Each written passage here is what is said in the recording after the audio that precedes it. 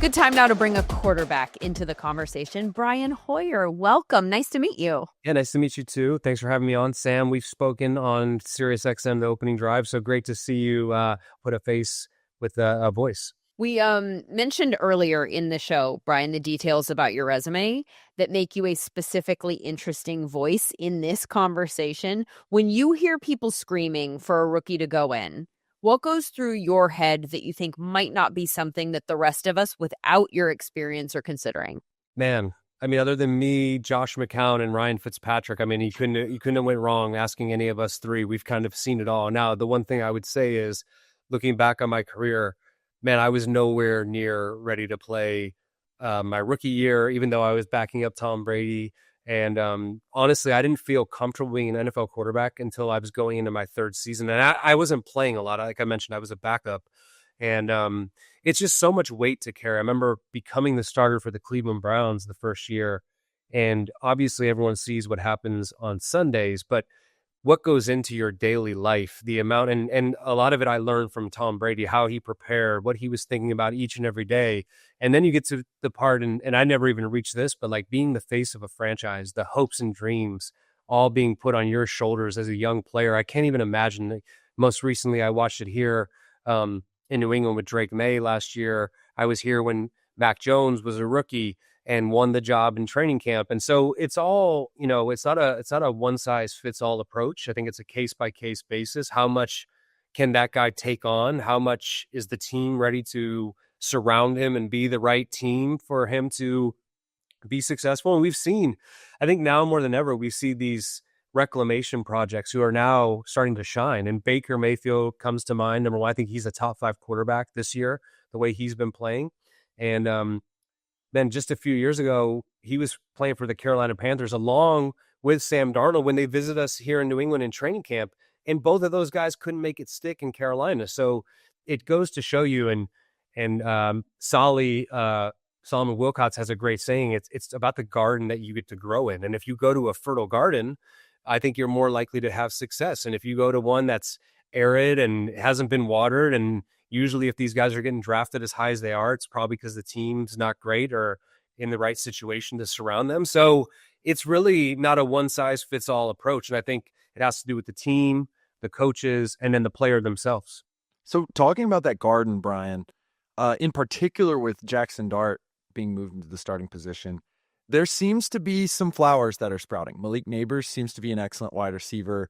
We've seen an emergence of Cam Scatteraboo, and the running game has been able to be at least moderately effective in the last couple of weeks.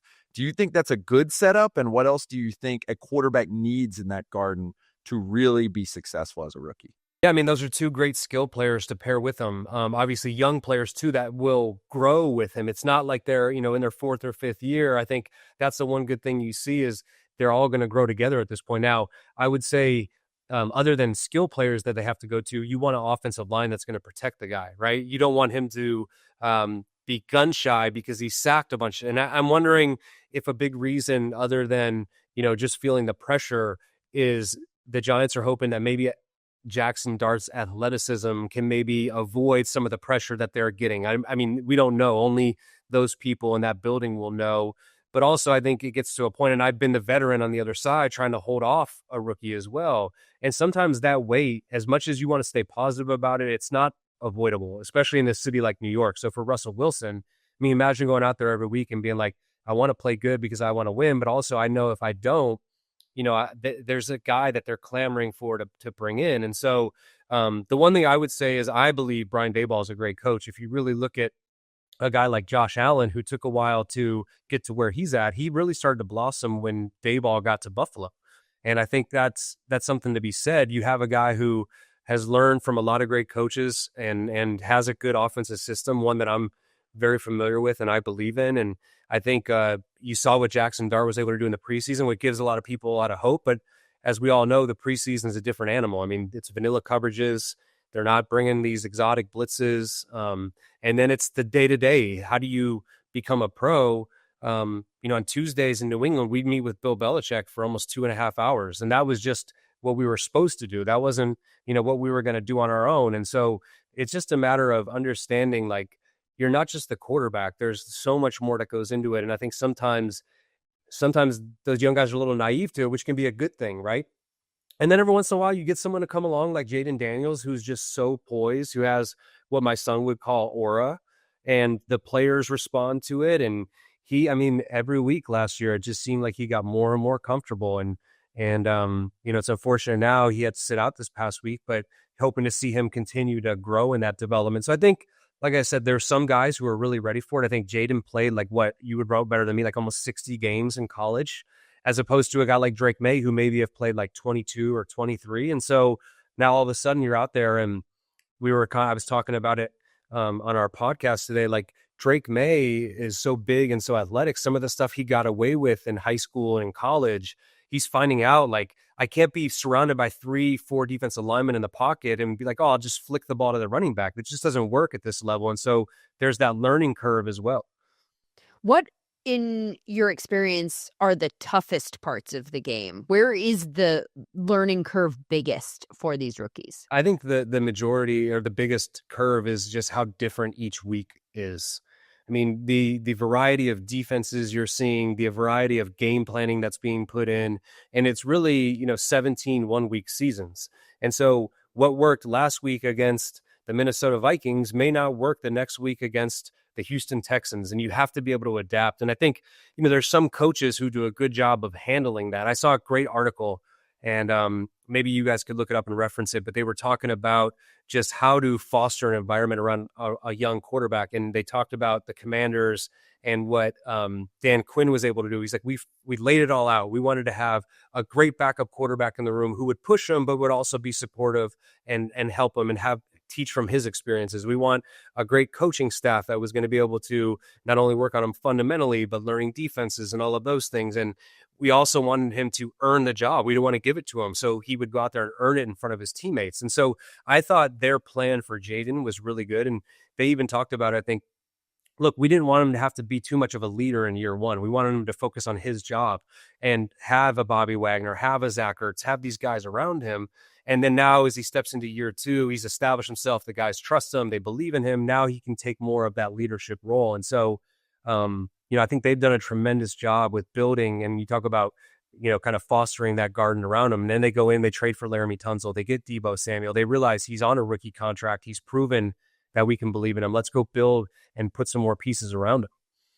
In terms of that point that you just brought up about being in a supportive environment, I'm curious how strongly you feel about, once you go to this guy, you got to stick with him. Because weirdly, and not to put you on the spot, but that was one thing that I specifically noticed or thought with Mac Jones in New England that I did not feel like he had the benefit of. Yeah. Well, I think in year one, he had the garden, he had the flowers, as you put it. He had everything around him. He had Josh McDaniels, who did a tremendous job with him. And I think I'll never forget when I thought Mac earned the job, because this is kind of the question you're asking about. And there was a joint practice against the New York Giants, and Cam Newton was out with COVID, and I had tore my meniscus the day before. And so it was literally Mac by himself in a practice. It was probably 92 degrees. We had like an 80 play practice, and he was flawless. And I thought to myself, he just won the job right there.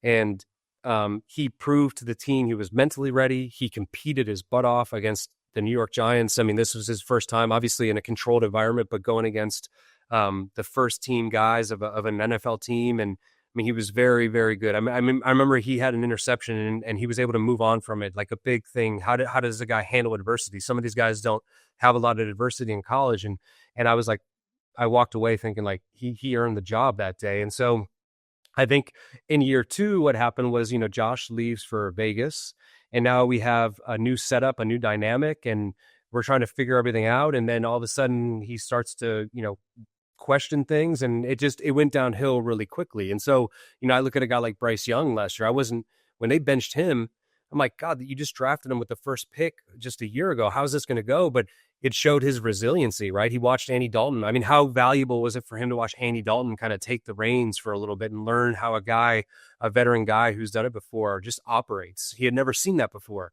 And then he came back and had himself a good end of the year last year. And so, look, as tough as we pretend or act to be. We're human beings as well. And so there's the emotional side that can weigh on you too. So some guys can handle it, and some guys it's just maybe sometimes it's too much to bear. Keeping with the discussion about the long-term development, there's been a lot of discussion about how the front office, the coaching staff could be on the hot seat. How much do you think it affects a quarterback's development, as you kind of discussed with Mac Jones, to have to relearn a completely different system? Obviously, with Belichick, it was still a lot of the same infrastructure, but a new offensive structure. There's a chance for Jackson Dart, if this doesn't go well, it could be a whole new crew with a whole new offense. How hard is that jump from one season in one system to another season in another? Yeah, it's tough because I think where you really take strides of growth is when you have continuity and you're able to come back in that first OTA after your first year, like Jaden Daniels probably did with Cliff Kingsbury. And instead of trying to build those foundational pieces, you're like, okay, I got, the foundation of the offense, let's call it like base 75% of it. Like, what can we add? What can we keep growing with? And so, you see guys who have new coordinator year after year, and it's like starting from square one. Yeah, they have the experience and they've played, but as you well know, I mean, a lot of these offenses are they're not that dissimilar, right? No one's reinventing the wheel. The plays are the plays, but the way that they're called in the huddle, the way that the reads are taught, I mean, there are some variations there. And so, like for me, for instance, my first tenure in the NFL was in New England with Bill O'Brien as the offensive coordinator. So that's what I knew. So every system I went to after that, I always related back. That's like your native tongue, right? And so now you're like, okay, if it's Utah Toga in that system, well, it's dig seam in this system. So now I'm just going to remember it that way. And so it's kind of like adding foreign language after foreign language.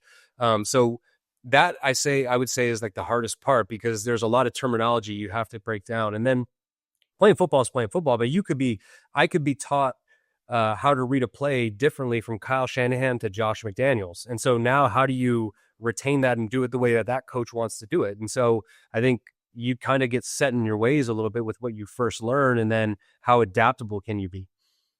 Mayock and you have now both mentioned several times the mental toughness component to all of this being necessary for a rookie starting, because the inevitable setbacks that are going to come up. In your experience, is that something easy to evaluate, whether someone has that or not, before you make that decision?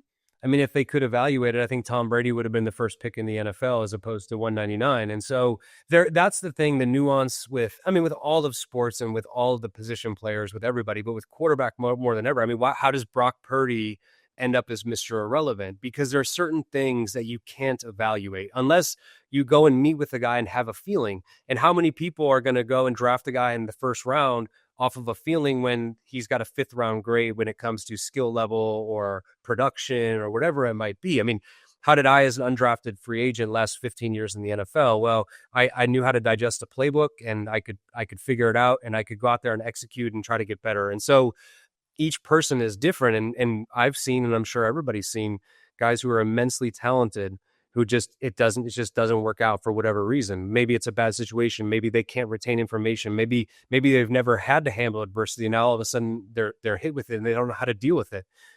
So there's so many variables when it comes to the quarterback position. And I thought Tom Brady, on his thing with Colin Cowherd, he nailed it. I know people loved it, but he said, don't give these people the benefit of the doubt. The ones that are running these organizations, that are the coaches, that are the GMs. I mean, they're not always that qualified to be able to make that decision or train these guys the right way. Because if it was true, then we wouldn't see so many guys who kind of fizzle out. I think that's the biggest thing. And I always say, if you took every starter and backup in the NFL and you put them through, remember the old Pro Bowl, like, let's do the skills competition, who could hit the moving targets and who could throw it far. Like, it's not that big of a difference physically, right? It's who can handle it mentally, who can process it.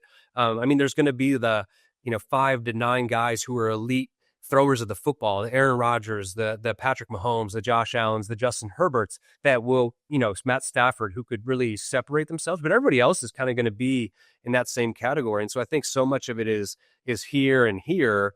And how do you really measure that other than getting in a room with a guy and getting a feel? Guy that I loved, I was doing some pre-draft stuff, and thankfully now with the internet and everything, we can see, like, Will Howard out of Ohio State, I was like, man, there's just something, like I see this kid talk and I see him show up in the college football playoffs, and in the biggest moments he plays his best football. And then I saw him on Gruden's quarterback show, and I was like, I love this kid. I think he's gonna be a great player. And so now we talk about development of quarterbacks. He's going to get to sit there with Aaron Rodgers for a year and see how Aaron does things as a pro, a guy who's going to be a Hall of Famer, and he's got a good quarterback coach and a friend of mine in Tom Arth. And so I look at him and I'm like, well, maybe he's going to have more success than some of the guys who were drafted ahead of him, because he's going to a better situation. He's going to sit for a little bit and learn, and he just has something about him. And we won't know until he gets his opportunity. But you want to talk about measuring heart or mental toughness or whatever it was. I watched him in those interviews and I was like, he's got it.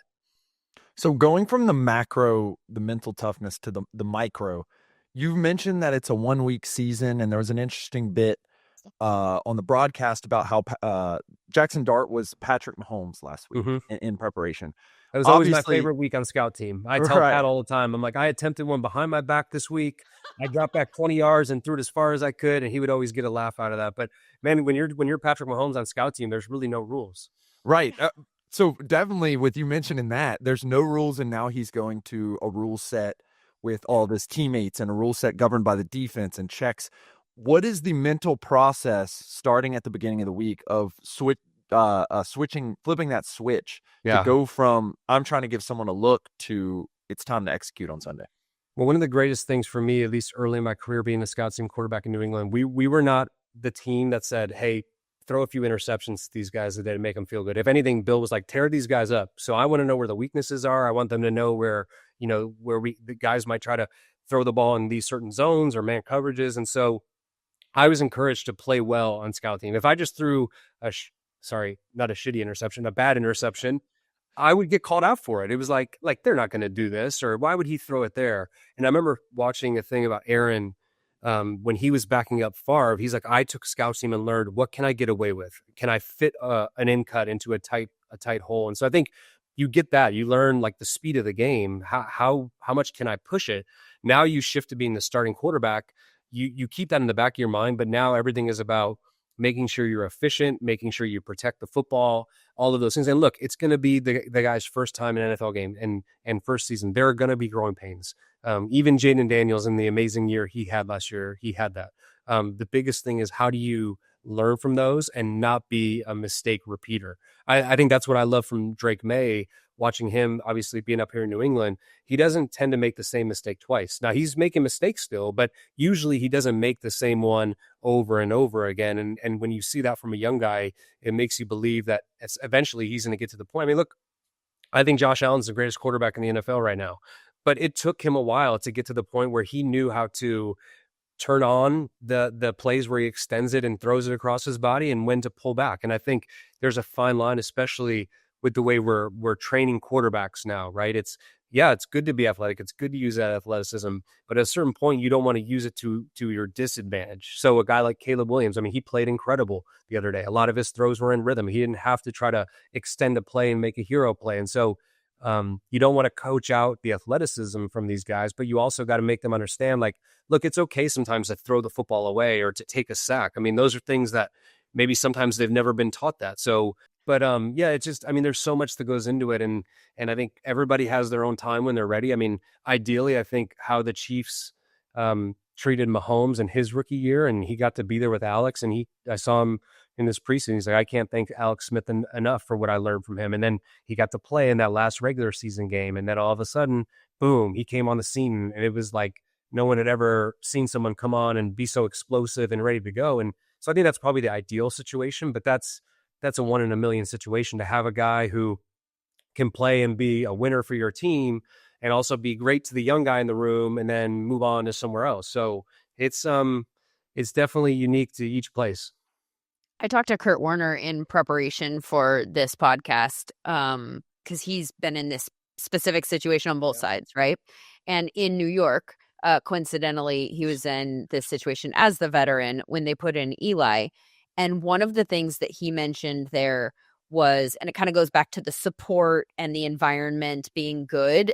It wasn't a good team. So in that sense, it wasn't necessarily a good environment, but he was a big believer that the support system really needed to once they moved to Eli, they needed to stick with that. Yep. And he gave a specific example of a time that Eli was really struggling against Baltimore in his rookie year, and they put Kurt in, and he ended up kind of getting them back in the game and playing really well, and to the point where it was really obvious the disparity. Like, this is a professional quarterback, and this guy is still in the process of becoming one. And when he walked off the field, he said he pulled the coach aside and didn't know where he was going before his press conference, but he said, you have to go to the podium and say explicitly, Eli's our guy. Yeah. Because once you start to waver, people will start to everyone starts to waver. Eli wavers, everybody wavers. Yep. And so I feel like you're describing a situation like that as well. Yeah, no, I think that's 100% true. And I think that's the mental part of it, right? When you turn it over to somebody,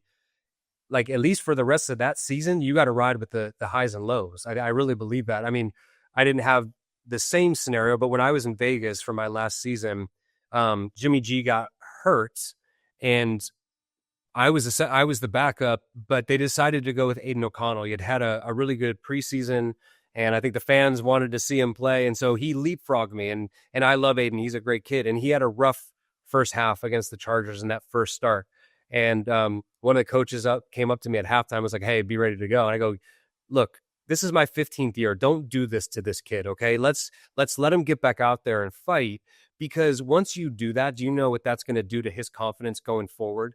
And sure enough, he fought back and had a really good second half. And Jimmy comes back a few weeks later, gets hurt again. I end up going back in as the backup in the middle of the Patriots game, and we beat the Patriots. But the next week I got the start. It didn't go well, and then everything got blown up, and Aiden started the rest of that year, and he played really well. And I think a lot of that had to do with he had to fight through that first half that was not great, and they didn't pull him. And so he was like, all right, I can battle back from this. And so there is a huge mental part of it too. What scenarios do you think the team or are there any scenarios where you think that the team should prioritize short-term goals, maximizing one-year success over long-term goals in this type of a situation? And I might be thinking about the Vikings specifically as a team that maybe, like, are they a team that checks that box? Yeah, I mean, it's tough, right? There's a lot of factors. There's the growth and development of your quarterback. There's the rest of the guys on the team who want to be successful. I mean, I think that was my biggest question in this offseason. Like, okay, Minnesota, you must really trust J.J. McCarthy, because Sam Darnold had a hell of a year and you're just going to let him walk, right? And so those guys in that locker room are probably thinking, okay, like, J.J. better come in right where Sam left off. And that's not a realistic expectation for a guy, right? And so obviously he's going to have to deal with that injury now, and you're going to have to see where he comes back, and Carson Wentz filled in nicely. But to your point, like, how do you make sure the team knows you're about winning while also trying to develop this guy at quarterback? And so that's a tightrope that I'm glad I don't have to really worry about. So I'm very interested in that unique relationship between the quarterback and the offensive line and the wide receivers and the running back, because the quarterback really navigates the ship. When Jackson Dart steps into this new role, or if J.J. McCarthy comes back in, or when Carson Wentz, what are the first steps that you have to get everyone on the same page, especially given that new nomenclature, the differences in the cadence and things like that? Yeah, I think that's huge. And I think, that's where the older veteran guys, I mean, I think it's probably a little bit easier for the Giants, because I don't know what their expectation level is. It's not going well yet. Like, okay, we understand what the situation is. We're going to have to adapt. We're going to have to adjust, and we're going to have to do the best we can to make Jackson feel comfortable, as opposed to Minnesota. Like, they have playoff hopes and expectations, and, they're thinking about Super Bowls. And so, JJ goes out. I mean, obviously has a great comeback in week 1. It doesn't look so great in week 2. Now Carson's in there. That's going to be, and thank God they have Kevin O'Connell, who I think is probably one of the best coaches in the league. And you see how his team responds to him, and he's going to have to feel the pulse of that team. Where are we at? Like, if Carson Wentz is the hot hand and JJ's now dealing with another injury and he's not getting all these reps, like, how do you navigate that? And I think, he's a young coach. He's a former player. He'll have an understanding on how to do that, because it is a fine line on how to make that decision. Because if you say, let's just say Carson Wentz wins 3 more games while JJ's out, and all of a sudden he comes back and he struggles, like, they're going to look to you and say, are we putting Carson back in? Are we trying to develop this guy? Yeah. Are we going for the play? Like, that's a lot to manage. And so that's why, I'm glad I'm not in those shoes to have to make those decisions. That's such a tough situation and so specific, right? Because they made a decision. They wanted to build and develop JJ, and then because of an injury, they have to put Carson in. Carson having success now creates this really weird dynamic that I would imagine is just weird for everybody. Yeah, it's obviously Carson's role is the backup. So if a guy's injured, you got to come in and fill in for the guy. So they're probably happy, right? I mean, Carson Wentz has only been there for like a month before he had to go play a game. So I'm sure they're ecstatic. Like, hey, we got this veteran guy. He came in, he won the game. But the dynamic will be interesting is if he continues to have success, guys are going to say, well, he's kind of playing better than JJ is. Like, what's the decision? And that's a tough decision to make. And honestly, that's not the pressure you want to put on your young quarterback as well. I mean, can you imagine he watches Carson Wentz go out there and play well for 3 weeks and all of a sudden he's back out? He's like, man, I better not mess this up. You don't want a guy playing like that either. And he probably knows to a degree, like, I can't do some of these things yet.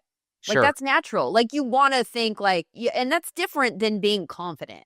That's different than believing in yourself. Like, you have to also have some self-awareness about where you are in your development curve, right? Yeah, 100%. What do you think? Okay, last question. In terms of just, like, if the Giants called you up, Brian Daboll, was like, what are the most important things that we do here so that we don't mess this up for Jackson or for us long term? Yeah, What would you tell him? One, I would be, very poignant with the play calling, right? I think the one thing as a young player, you want to hear plays come in your helmet that you feel comfortable with. And if that means you have to shrink the volume down, that's okay. Like, there's nothing worse playing quarterback. And a few times I was doing everything I could to be the starting quarterback in situations. And so even if I didn't like a play and they're like, hey, what about this one? I'm like, yeah, I got it. Like what you just said, like I can do it. But when that play call came in my helmet in the game, I was like, oh man, I really hope it wasn't this play, right? And so I think that's the biggest thing when you have a young guy. Spend that extra time with him. Make sure he's good. And if you got to take out 20 to 30, look, you're only going to run about 60 plays anyways. And so to go in with 110 plays and know that you're only going to run 60, you better narrow it down to 80 and hope that he's really good with those 80. And then secondly, I would just say, like, look, I'm not saying you want to baby him. You hold him accountable, but you make sure you bring him along and make sure he understands, the situation. And when he has a mistake, like, okay, yeah, you made a mistake. We're not saying you're not going to make mistakes, but give him the tools to make sure he doesn't repeat that. And then ultimately, you just got to find a way for the team to rally around him. And how do you create that? Well, you put him in tough situations and help him through it. And with every success that he has, the team believes in him a little bit more. Brian, I can tell that this whole broadcasting career for you is going to work out pretty well.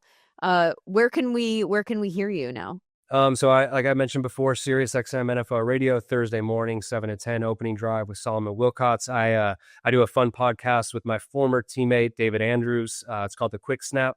It's on NBC Sports Boston. And then I also have a local Patriots thing up here in New England, Patriots This Week with Bob Sosi and Scott Zolak, who call the games on the radio up here. So I'm doing enough to keep myself busy, keep myself in the game, watching film. And I was telling you guys before, I did the Monday morning show. I had to switch with someone on the first Monday after all the games. And man, I like to go to bed early. And I woke up at 5 a.m. and I'm watching game recap after game recap to make sure I caught up on everything.